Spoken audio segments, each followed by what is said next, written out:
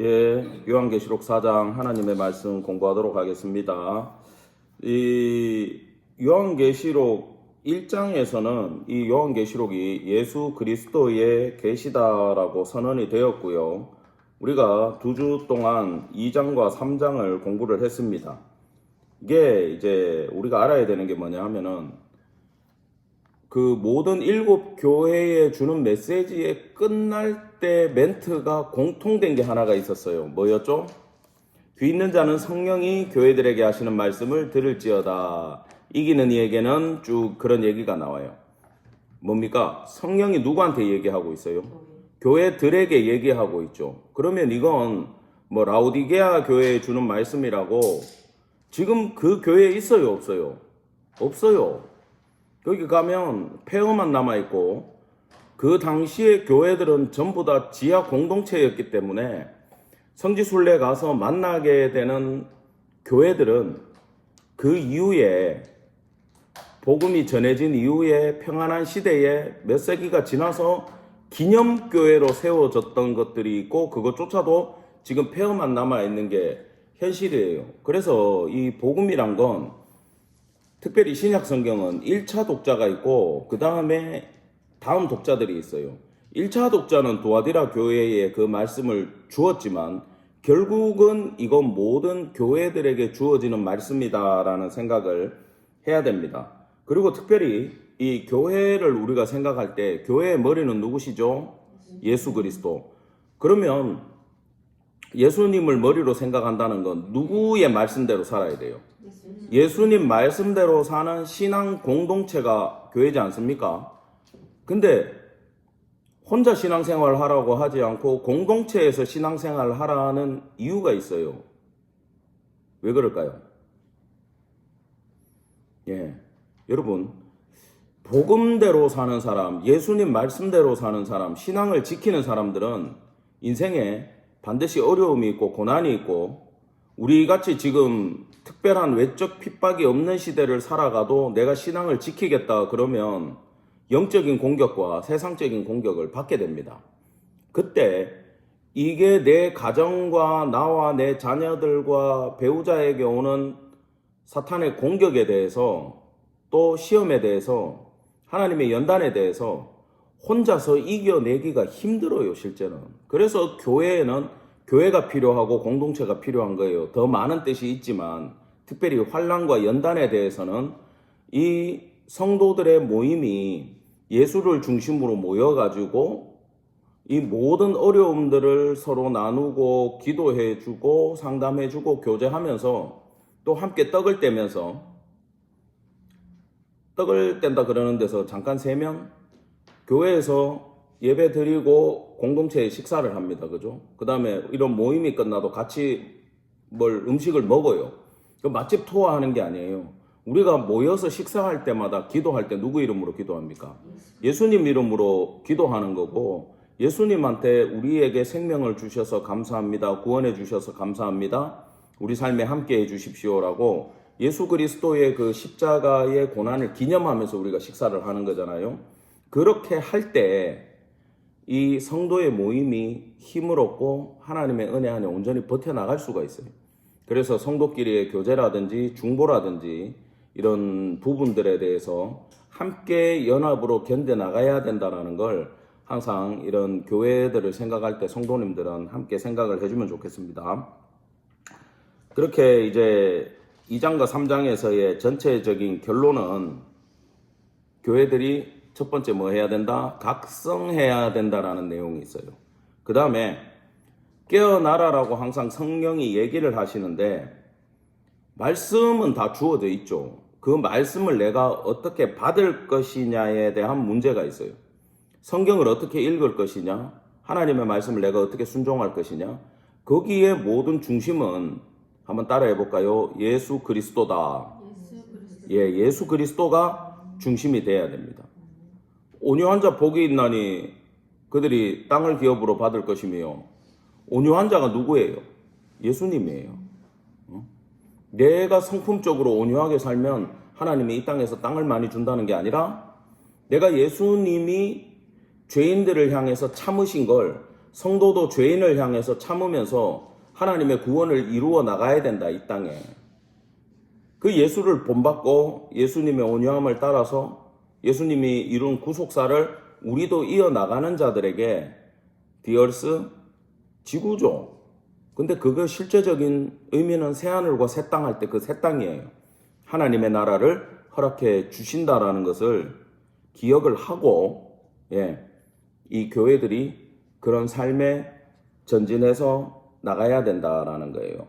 그 다음에 마지막으로 교회라는 공동체는 모든 7교회가 마찬가지로 예수 그리스도를 나의 구주, 나의 대속자로 시인하는 공동체다라는 거. 또 이 신앙 고백을 지키기 위해서 그들은 거기서 뭐 폴리캅이라든지 안디바라든지 순교자들이 나왔지 않습니까? 우리나라 주기철 목사님 이런 분들 하나님이 별처럼 빛나게 세우셔서 그분들을 왜 세우냐 하면요,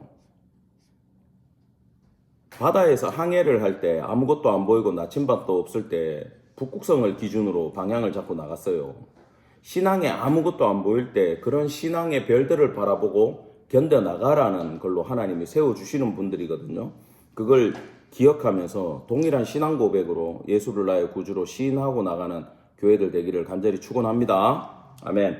그 다음에 오늘부터 보는 이 4장에는 보좌에 앉으신 이 성부 하나님이에요. 이게 헷갈리면 안 돼요. 보좌에 있다 이래가지고 무조건 다 예수님이다 이러면 안 되고, 4장에 대한 모든 내용은 성부 하나님에 대한 이야기고, 다음에 배울 5장에 넘어가서야 이제 죽임당하신 어린 양이 심판의 주체가 돼가지고 예수 그리스도가 심판의 권세를 부여받는 장면으로 천권에 대한 이양식이 이루어지는 게 5장이에요. 오늘 볼 4장은 이건 성부 하나님이 우주적인 주권을 갖고 계신다라는 거에 포커스를 맞춰서 보면 되고, 다음에 볼 5장은 예수 그리스도가 그걸 이어받는다라는 걸 아시면 되는 거예요. 그런데 이제 5장에서 볼 거지만 잠깐 이제 전체적인 구조를 한번 보면은 하나님이 가지고 있던 모든 권세에 대해서 말세의 심판주가 누가 되신다는 거예요. 죽임 당하신 어린 양 예수님이 심판주로 등극을 하고 그 두루마리를 받을 거 아닙니까? 그러면 우리 입장에서 생각해 보세요. 우리 대빵이 누구예요? 예수님이잖아. 그러면 심판의 대빵이 누구예요? 예수님이잖아. 그러면 같은 편이요, 다른 편이요? 같은 편이지.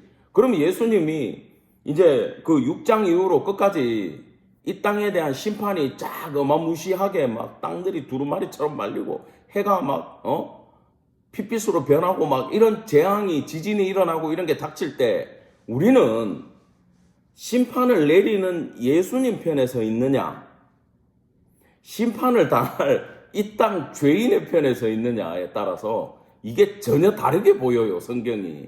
이해가 됩니까?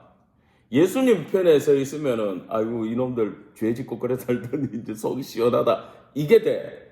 근데 내가 땅에 마음이 있고 내가 여기에 부귀영화를 더 누려야 되고 내가 하늘에 대한 소망이 없고 내가 예수 그리스도를 모르는 사람이 이걸 읽었다 그러면 어때요? 무서워가지고 책을 덮게 돼 있어요.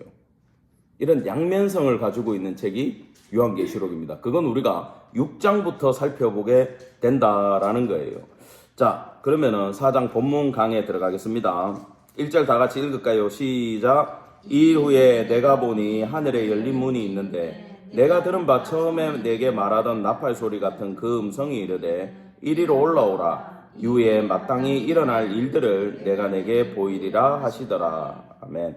자, 이 일 후에 이건 시간과 논리적인 전환이에요. 앞에는 우리가 이거 장절 구별할 때도 1장은 서론이고 2장 3장은 교회들에게 주시는 말씀이고 그 다음에 4장은 4, 5장은 하늘을 보여주는 거거든요.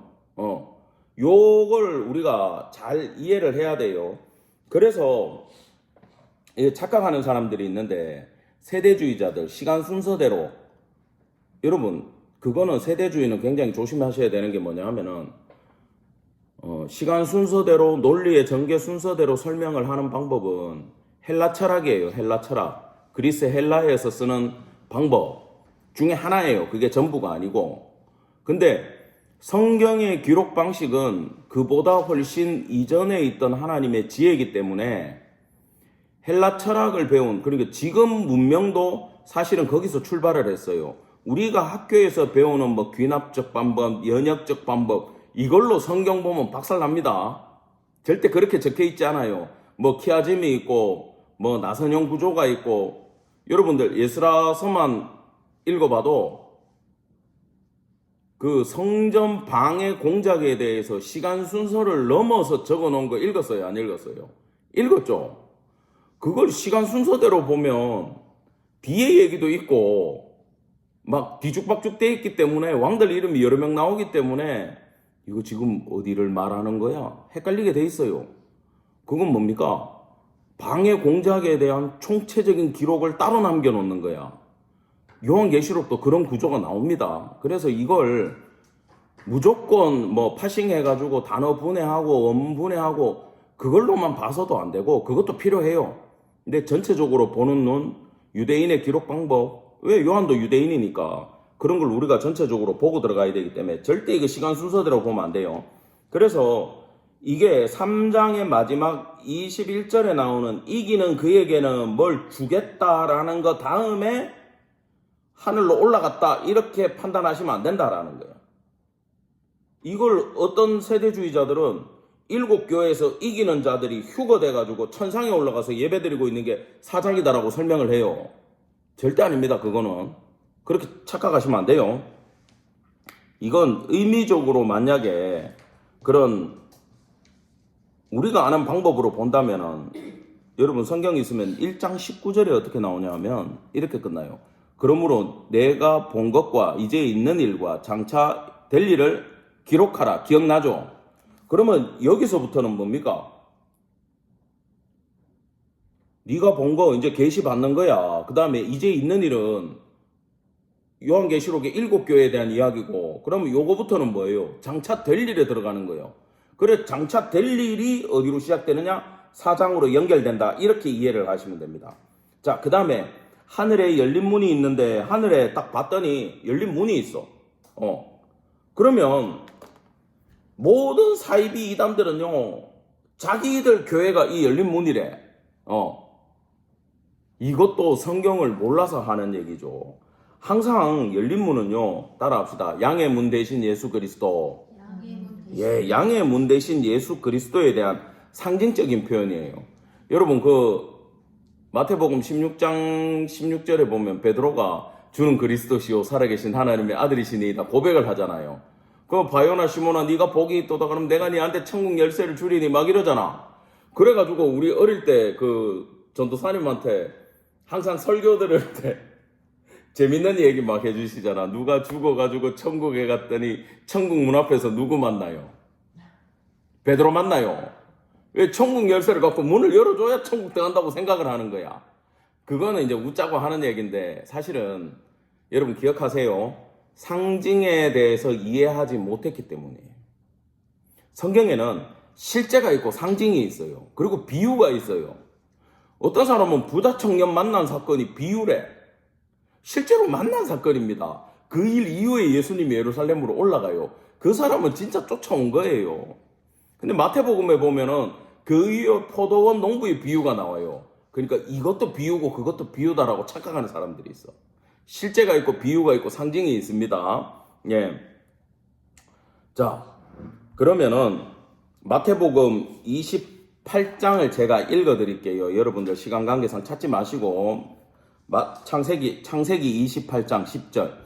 야곱이 브엘세바에서 떠나 하란으로 향하여 가더니 한 곳에 이르러는 해가 진지라. 거기서 유숙하려고 그곳에 한 돌을 가져다가 베개로 삼고 거기 누워 자더니, 그 찬송가에도 있잖아. 야곱이 잠 깨어 일어난 후, 그 찬양이에요. 자, 꿈을 본즉 사닥다리가 땅 위에 서 있는데 그 꼭대기가 하늘에 닿았고, 또 본즉 하나님의 사자들이 그 위에 오르락내리락 하고. 이거는 무슨 내용이죠? 꿈의 내용이잖아. 지금 꿈에서 본 거예요. 봤는데 본즉 여호와께서 그 위에 서서 이르시되 나는 여호와니 너의 조부 아브라함의 하나님이시요 이삭의 하나님이라. 내가 누워있는 땅을 내가 너와 내 자손에게 주리니 내 자손이 땅의 티끌과 같이 되어 내가 서쪽과 동쪽과 북쪽과 남쪽으로 퍼져나갈지며 땅의 모든 족속이 너와 내 자손으로 말미암아 복을 받으리라. 아브라함이 받았던 약속을 누가 받아요? 이삭, 그 다음에 누구? 야곱이 받는 장면인데, 지금 야곱이 이 잠을 왜 여기서 길바닥에서 자냐 하면, 형과 아버지를 속이고 축복을 가로챈 다음에 형이 죽일까봐 지금 도망쳐서 가는 길이지 않습니까? 자, 근데 그때 주님이 나타나가지고 주신 말씀이에요. 이제 동서남북에 복을 주시고, 내가 너와 함께 이제 동행의 축복을 합니다. 내가 어디로 가든지 너를 지키며 너를 이끌어 이 땅으로 돌아오게 할지라. 내가 내게 허락한 것을 다 이루기까지 너를 떠나지 아니하리라 하신지라. 그 다음에 야곱이 잠이 깹니다. 여호와께서 과연 여기 계시거늘 내가 알지 못하였도다. 이리에 두려워하여 이르되 두렵도다 이곳이여 이것이 다름이 아닌 하나님의 집이요 이는 하늘의 문이로다 라고 얘기해요. 여기서도 하늘의 문이 나와요. 이게 무슨 얘기입니까? 야곱이 지금 그 당시 고대 중동에서 가족을 떠났다 이러면 진짜 죽는 거예요, 사실은. 이 길에서 강도 만나서 죽는 게 너무 자연스러워요. 고립무원의 상황에 떨어졌어. 그때 꿈에 하나님이 나타나셔서 내가 너와 함께 할 것이고 내게 복을 줄 것이다 라는 걸 말씀하실 때 하늘에 뭐가 있었다고? 열린 문을 봤잖아. 그래서 성경에서 열린 문은 신약에 와서 우리가 아는 게 깨닫는 게 열린 문은 예수 그리스도구나 하지만 구약에서는 어떤 개념이냐 하면 하나님이 우리 인생에 찾아오시고 개입하시고 축복하시고 길을 여실 때 보여주는 게 뭐다? 하늘의 열린 문이라는 거예요. 이걸 이해하셔야 됩니다. 나중에 가서 꼭 깊게 읽어보시기 바랍니다. 자, 요한복음 10장 7절부터 9절에 이래 보면은 예수님 나는 양의 문이라 그러면서 문을 통하지 않고 오는 건 전부 다 뭐다? 절도, 강도, 도둑. 예. 그러면 예수 그리스도 없이 구원을 말하는 자들은 전부 뭐예요? 도둑, 강도, 사기꾼. 그래서 9절에 내가 문이니 누구든지 나로 말미암아 들어가면 구원을 받고 또 들어가며 나오며 꼴을 얻으리라. 그래서 결국 이 본문에서 말하는 하늘에 열린 문이 있고 내가 문이라라는 이것은 예수 그리스도를 이야기하고 이 문이라고 얘기할 때는요 항상 동사가요 완료형 동사를 써요.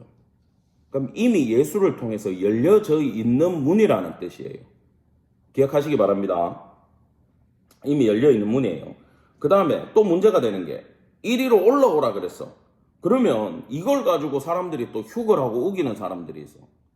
근데 이거는 어디로 연결되냐 하면 2절 여러분들 한번 보세요. 내가 곧 성령에 감동되었더니 나오죠. 지금 올라가서 본 거예요. 성령에 감동돼서 본 거예요. 성령에 감동돼서 본 거예요. 지금은 휴거 장면이 아닙니다. 이건 지금 하나님이 개입하시면서 천상의 상황을 열어서 보여주면서 성령의 능력으로 눈이 열려서 하나님의 계시 안으로 들어가는 장면이지 몸이 휙 지금 천국에 올라가가지고 보고 있는 장면이 아니에요. 그렇게 드라마틱한 거 좋아하는 사람들이 그렇게 풀어요. 자, 나팔 소리는 항상 하나님의 임재라든지 하나님의 어떤 역사를 일으킬 때 나는 게 나팔 소리 같은 그 음성입니다. 그 다음에 마땅히 일어난 일들 여러분 이거 형광펜 한번 쳐보세요.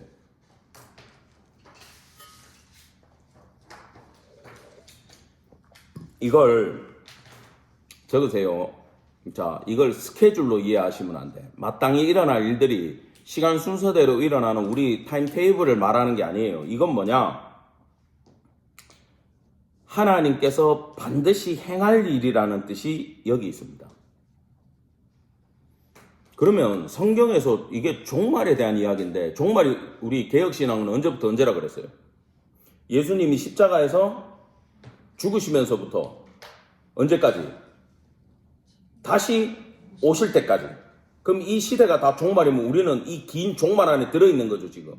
뭐 이 끝이든 뭐 중반이든 우리는 몰라요. 이 안에 들어있는 종말을 살아가고 있는데 그것에 대한 종말에 대한 최종 결과 하나님이 이루실 그 일에 대한 걸 지금 보여주겠다라는 얘기예요.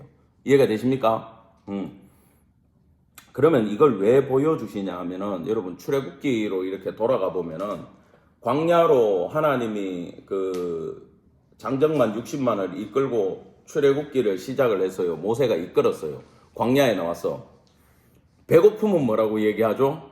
애굽으로 돌아가자. 목마르면 애굽으로 돌아가자. 적군을 만나면 애굽으로 돌아가자. 여기 우리 묻을 데가 없어서 이쪽으로 끌고 왔느냐? 그곳에 가면 뭐가 있어? 부추도 있고 마늘도 있고 그 노예들 그거 잘 못 먹었어요. 고기 가마가 있고 웃기는 소리 하지 말라 그래. 그거는 애굽 사람들이 먹는 거 옆에서 시중 들었겠지. 냄새만 맡고 찌꺼기 먹었겠지. 근데 사건만 터지면 왜 자꾸 애굽을 가자 그래요? 이게 신기하지 않습니까? 미래에 대한 청사진이 없어서 그래. 여러분, 이게 이런 거야. 축구를 예를 들면 공을 차는데 요즘 손흥민 선수가 굉장히 잘하잖아요. 그러면 그 토트넘에 있을 때 이런 사건이 있었어. 감독이 손흥민을 안 내보냈어. 왜? 부진하니까. 근데 경기에서 지고 있는 거야. 후반전에 손흥민이 교체 투입됐어요. 내 기억에 그때 동점까지 만들었어. 해트트릭을 해서 손흥민이 나가가지고. 기억나죠? 그런 사건이 있었어요. 자, 그러면 지고 있는 상황이야. 우리 용사 손흥민도 없어. 그러면 오늘 경기 차라리 안 볼 걸 안 했어야 되는데, 야구도 마찬가지고. 근데 이게 과거형이기 때문에 우리가 만약에 그 결과를 알고 있잖아요. 그러면 재방송을 지금 틀어놨는데 여러분들 다 여집사님들이니까 우리는 그 결과를 집에서 봤어. 근데 남편은 퇴근해가지고 이제 여보 얘기하지 마 그러고 지금 그걸 틀어놨어. 3대 0으로 지고 있어. 처참하게 발리고 있어. 근데 옆에서 결과를 아는 와이프는 어떤 표정으로 있을까? 남편은 막 어떡하지 이런 얼굴이야. 근데 와이프는 어떻게 있을까? 새우깡 먹으면서 이러고 있겠지. 왜? 승리에 대한 골을 넣는다는 거에 대한 그 드라마틱한 상황에 대한 결과를 알아요 몰라요? 알죠? 그걸 건축할 때도 청사진이라 그러잖아. 옛날에 진짜 파란색이었어 그 도면이. 이 집이 지금은 완전 그냥 노가다판의 엉망인데 나중에 이게 얼마나 아름답게 그려질 완성된 도면 청사진을 알고 있느냐? 경기의 결과를 알고 있느냐? 지금 로마 시대 때 어마어마한 도미티안 박해로 성도들이 죽어나가고 있는 현실에서 신앙 버리고 과거로 돌아가자. 예수 믿지 말자.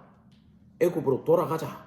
그 상황에서 만약에 천상에서 일어날 어마어마한 결국 그것이 이 땅에서 실행되어서 승리할 예수 그리스도와 승리한 흰옷 입은 성도들의 모습의 청사진을 딱 본다면 돌아가겠어요? 안 돌아가겠죠. 그래서 마땅히 일어날 일들을 요한을 통해 계시하고 있는 장면이다. 이걸 이해를 하셔야 돼요. 지금 그렇게 지금 풀어주시는 거야. 내가 내게 보이리라. 뭘 풀어주냐 하면은 심판을 보이시는 거야. 앞으로 어마무시한 두려운 심판을 보여주세요. 근데 문제가 뭡니까? 이겼어 안 이겼어? 결국 예수님이 이기고 성도들이 이기기 때문에 이 보여주는 심판에 대해서 성도들은 결국은 뭘 가집니까? 자부심을 가지는 거야. 야, 지금은 네가 이기는 것 같지? 로마가 이기는 것 같지? 불신자들이 이기는 것 같지? 결국은 우리 예수님이 다 이겨. 까불지 마. 우리는 예수님 피로 산 형제들이야. 건들지 마. 이 자부심이 생길 수 있다라는 겁니다. 자, 넘어가겠습니다. 2절. 내가 곧 성령에 감동되었더니 보라 하늘에 보좌를 베풀었고 그 보좌 위에 앉으신 이가 있는데, 자, 보좌 위에 앉으시니 거기다가 적으세요. 제1위 하나님이요. 그 다음에 여기 성경에서 이제 요한계시록이 어떻게 표현되는지를 여러분이 미리 알면 헷갈리잖아요. 여기서 보좌에 앉으신 이는 무조건 하나님이고, 뭐 죽은 것 같더니 살았더라 어린 양이 나오면 누구예요? 무조건 예수님이야. 그 다음에 뭐 일곱 영, 일곱 촛대 뭐 이하면 누구야? 무조건 성령님이야. 요거 알면 돼요. 자, 그 이제 요한이 계시가 열렸고 성령의 감동이 됩니다. 이건 계속 반복구로 나와요. 보라 하늘에 보좌를 베풀었고 그 보좌 위에 앉으신 이가 있는데 그 밑줄 쫙 치세요. 이게 핵심 구절이에요. 핵심 구절. 이 4장에서 핵심 구절은 보좌에 앉으신 입니다. 보좌 이러면 우리가 생각을 해야 되는데 당시에 어떤 보좌만 보입니까? 로마 황제의 보좌만 보이는 시대예요. 로마 황제의 보좌만 보이는데 요한이 하늘이 딱 열려가지고 봤더니 보좌에 하나님이 딱 앉아 계시는 거야. 지금 이 보좌를 본 거예요. 근데 우리가 이제 성경을 읽을 때 좀 상식적으로 알아야 되는 게 보좌에 앉아 있을 때가 있고 예수님이 우리 지난주에도 문 밖에 서서 두드리실 때가 있고 스데반 집사님이 돌아가실 때는 예수님이 서가지고 빨리 온나 있겠잖아. 서서 맞으실 때가 있고 앉아있냐 서있냐 보좌에 앉아있냐 어디냐 이걸 조금 구별하셔서 봐야 돼요. 보좌에서는요 모든 통치와 권력과 영광이 집중되는 자리가 보좌예요. 알겠습니까? 그럼 보좌가 나오면 그 개념으로 이해하셔야 돼. 거기서 지금 영광과 통치가 이루어지고 있고 모든 역사가 거기서 출발하는구나로 딱 보셔야 되고 서 계신다 그러면 우리를 향한 열정이야. 이거는 서 있다 이러면 아시겠죠? 이건 성경에 여러 번 나와요. 시편 47편 8절에 봐도 하나님이 백성을 다스리시며 하나님이 그 거룩한 보좌에 앉으셨도다 이하면 거기서 통치하시기 때문에 내가 그의 사람이면 걱정하지 마라 이게 되는 거야. 그 다음에 이사야 6장 1절에 주께서 높이 들린 보좌에 앉으셨는데 이게 여러분 그 이사야서 요거는 한번 찾고 갈게요.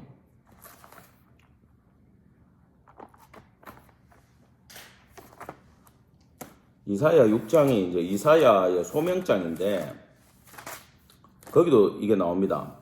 6장 1절 제가 읽어드릴게요. 우시아 왕이 죽던에 내가 본즉 주께서 높이 들린 보좌에 앉으셨는데 그 옷자락은 성전에 가득하고 스랍들은 모셔 섰는데 각기 6날개가 있어 그 둘로는 그 얼굴을 가리었고 그 둘로는 그 발을 가리었고 그 둘로는 날며 서로 창화하여 가로되 거룩하다 거룩하다 거룩하다 만군의 여호와여 그 영광이 온 땅에 충만하도다. 이같이 창화하는 소리로 인하여 문지방의 터가 요동하여 집에 연기가 충만한지라. 그때 내가 말하되 화로다 내가 망하게 되었도다. 나는 입술이 부정한 사람이요 입술이 부정한 백성 중에 가하면서 만군의 여호와이신 왕을 배웠음이로다. 여러분 이게 무슨 내용일 것 같아요? 왜 이사야는 화로다 죽게 되었도다 나는 입술이 부정하고 입술이 부정한 그 백성들 사이에 있다라고 지금 얘기를 할까요?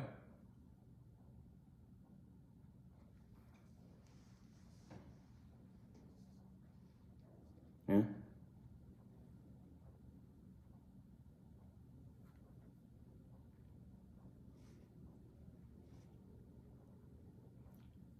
여러분 이건 이사야가 소명받던 해가 여기 보면 우시아 왕이 죽던 해 이래 돼 있죠. 우시아 요담 아하스 히스기야 시대 남유다에서 선지자로 활동했던 사람이 이사야 선지자예요. 그러면 우시아 왕 때 이제 사역이 지금 출발하는 소명장이 6장이거든. 근데 이거에 대한 배경이 어디 나오냐 하면은 이게 그 역대하 26장인가 거기 나와요. 시대가. 네, 이거는 성경을 이제 통전적으로 이해해야 알 수 있는 건데 그때가 어떤 해냐 하면 우시아 왕이라는 사람은요 참 그래도 믿음 안에서 정치를 잘했어요. 그래서 유다가 굉장히 부강했고 힘을 가졌고 주변을 정복했고 조공을 받고 나라를 엄청나게 키웠어. 근데 이 사람이 교만해져 가지고 말년에 성전에 들어가 가지고 분향을 하다가 문둥병이 걸려 가지고 그걸로 별궁에서 구하다가 이 우시아가 죽어요. 52년을 다스리다가. 그 다음에 그 아들이 이제 요담으로 넘어가는데 그때 우시아가 죽고 나서 나라가 어떻게 됐겠어요? 난리가 난 거야. 우리나라 망한다. 아수르가 지금 저렇게 강한데 우리는 우시아 없으면 정복당할 거다. 우리나라 망한다. 우리는 이제 가난해진다. 우리는 못 먹고 산다. 어떡하지? 온 민족적으로 그런 부정적인 게 퍼져가지고 하나님을 바라보지는 않고 다들 입술로 나라 망한다라고 욕하던 오늘 같은 이 시대를 이사야가 살아가고 있었어. 온 예루살렘 백성들이 야 이제 어떡하냐, 왕 죽었는데 어떡하냐, 이제 이 나라 어떡하냐, 누가 이끌어가냐, 나라 꼴이 어떡하냐, 우리로 말하면 IMF 온다 어떡하냐. 이사야도 똑같았던 거예요. 지금 화로다, 나는 입술이 부정한 자로다. 그때 하나님이 그래가 이사야는 그래도 선지자하고 이 사람이 신앙인이니까 성전에 가가 주님 어떡합니까 이카는데 하늘이 열리고 하늘 보좌에 주님이 계시는데 여기서 스랍들한테 헷갈리면 안 돼. 주님의 옷자락이, 하나님의 옷자락이 쫙 하늘로부터 내려와가지고 덮고 있는 거예요. 여기 지금 그 옷이 어디까지 덮었습니까? 성전에 가득하고 나오잖아. 하늘에서 시작된 하나님의 옷자락이 어디에 가득하다? 성전. 그게 무슨 뜻일 것 같아요?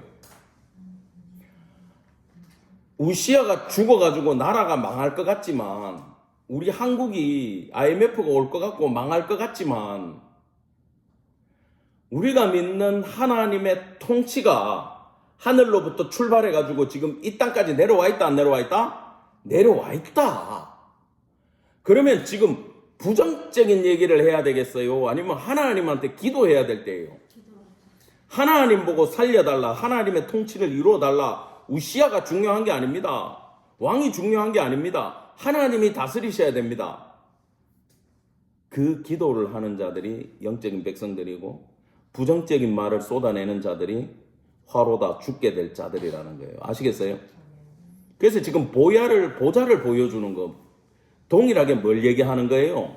하나님의 온 땅을 향한 통치의 주권을 드러내는 모습이잖아 지금.